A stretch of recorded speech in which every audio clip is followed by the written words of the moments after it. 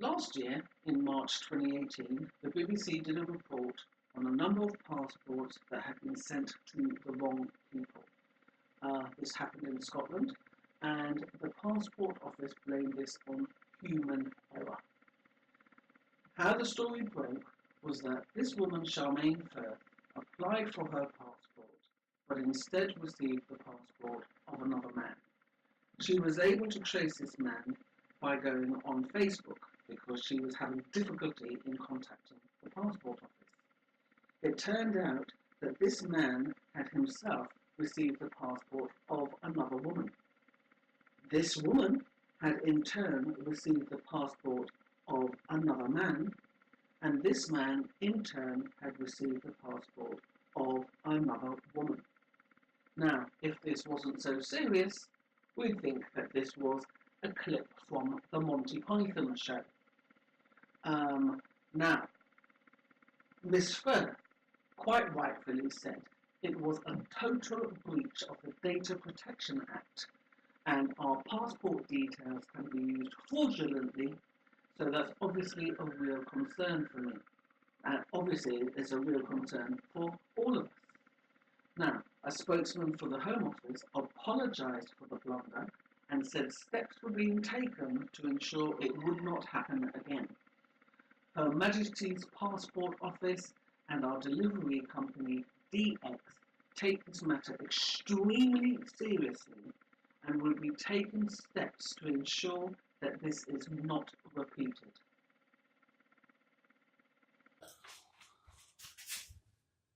This all happened a year ago, so why am I bringing it up now? Well, the reason is because I too have received somebody else's passport. The difference is that I didn't apply for a passport. So this passport has been addressed to some man who doesn't live here, who has never lived here, and who I've never heard of. It was sent by DX, the passport company's courier company. They just stuck it through the letterbox rather than knocking on the door, so they could have resolved it there and then.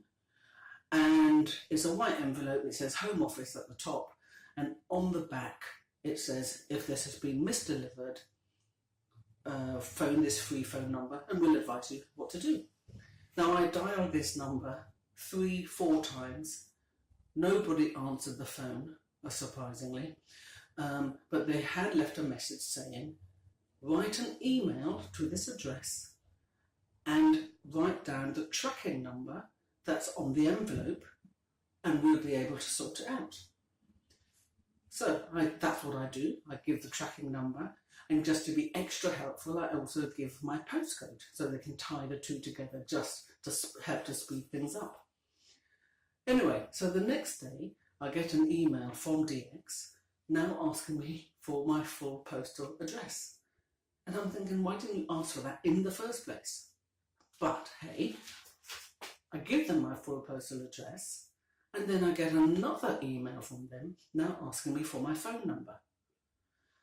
It just becomes increasingly farcical.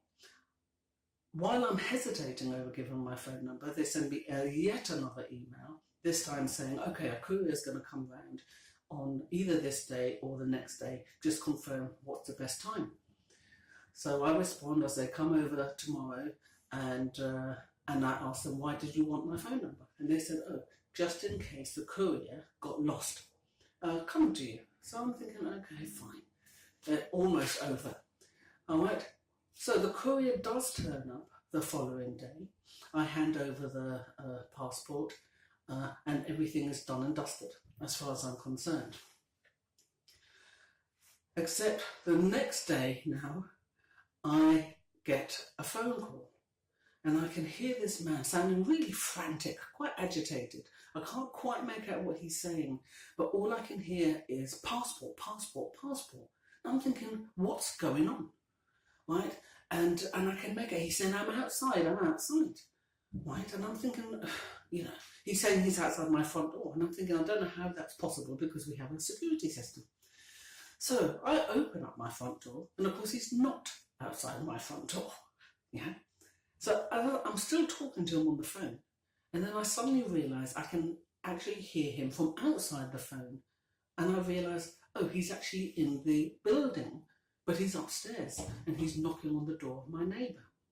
So he comes downstairs and he says, I'm trying to deliver this passport. And I'm saying, okay, fine. Well, why are you telling me? And he says, well, I've been knocking and knocking and you've answered the phone. How comes I have your phone number? So I'm saying, well, that's obviously because that was for the previous courier who was going to pick up a passport that had been wrongly delivered. So he leaves scratching his head. He goes back upstairs to keep knocking on the neighbour's door. But as far as I'm concerned, the situation is closed. It's done. Except 2 hours later, that same day, my post arrives through the door. And amongst the post was this. This is a passport, but this time it's been sent direct from the passport office. And it's addressed to the same person who has never lived here, doesn't live here, and who I've never heard of. And I'm thinking, what the hell is going on here? And I realise now I'm going to have to put myself out to try to ensure that this man gets his passport. God knows how long he's been waiting. Yeah, I'm going to have to go down to the post office and see if I can sort this out. The Home Office took the Scottish mix-up so seriously that only a couple of months later they sent one woman 31 strangers' passports and other sensitive data. The Home Office said it did not know why the passports were wrongly mailed and concluded by saying the security of our customers' personal information is paramount and we are urgently investigating this incident. And we've all heard that one before, haven't we? The government are talking about introducing fines of up to £17 million. That's 17. £17 million or 4% of the global turnover of any company that gets hacked if it's proved that their security systems weren't resilient enough. Yeah? So they want to make an example of these companies. And too right, they should. And yet, the government's own agencies, like the Home Office, the Passport Office, are literally handing over our personal data to complete and utter strangers. And their response is just a shrug of the shoulders. Oh, we're so sorry, we won't do it again. And yet they do it again. At least in the Scottish case, which was bad enough, they were all in the same area because it was being dealt with by the local passport office up there. But here, I'm down south. They've got 7 passport offices in the UK. I'm down south. This guy is up north. There's no relationship. His name isn't similar to mine. I can't, for the life of me, see how he has been connected to my address.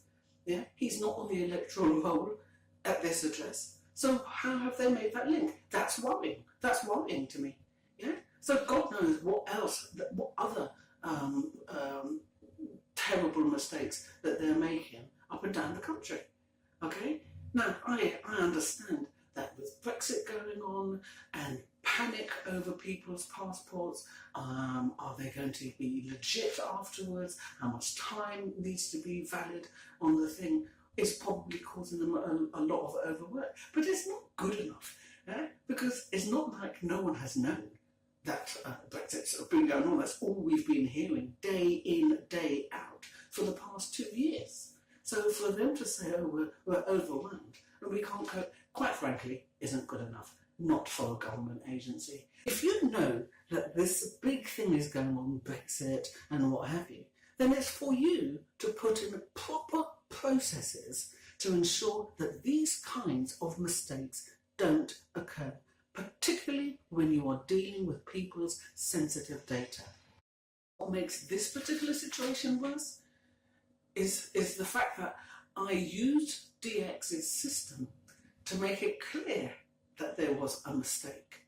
And rather than the Passport Office taking that on board and investigating why this mistake happened in the first place, Clearly, they've just thought, we're not going to bother with the courier. We're just going to send it by Royal Mail because we know best. Now, in my opinion, that smacks of arrogance, it smacks of a cavalier attitude, and it tells me that they're a bunch of incompetent morons. Now, that's just my opinion. If you agree with me, tell me in the comment section below. If you think I'm making a mountain out of a molehill, and I assure you I'm not, tell me in the comments. And if you want to hear from me again, press the subscribe button, and I'll speak to you soon. Thanks for listening.